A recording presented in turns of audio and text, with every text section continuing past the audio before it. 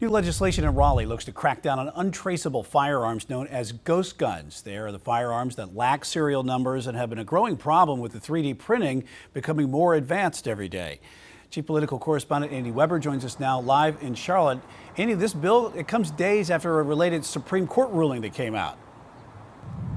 Yeah, Brian, earlier this week, the U.S. Supreme Court ruled in a 7-2 ruling to uphold a federal ban on ghost guns or guns without serial numbers. So now Democrats in Raleigh want to pass a state law to make sure that ban is in the books for good.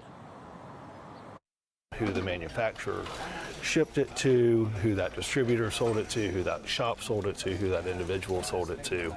It allows that backwards tracing of the firearms history.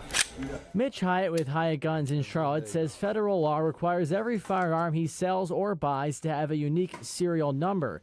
Hyatt says that unique number makes sure guns stay in the right hands and can be easily traced when they're used in a crime. That gray area where crimes can be committed, untraceable, criminals able to have access to guns. Nobody wants that, dealers, consumers. But with the advancement of 3D printing, ghost guns have become far more common. They're typically homemade firearms that lack a serial number. The U.S. Supreme Court recently ruled 7-2 to uphold a nationwide ban on the weapons.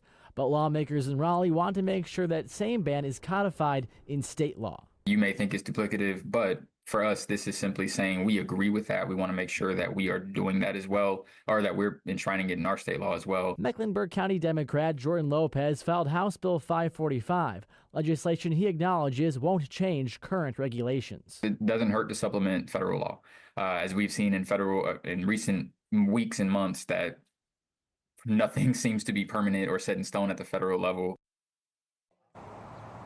Two bills that ban ghost guns have been filed at the General Assembly, one in each chamber, that is, but neither have Republican sponsors. Reporting live in Charlotte, I'm Andy Weber, Queen City News.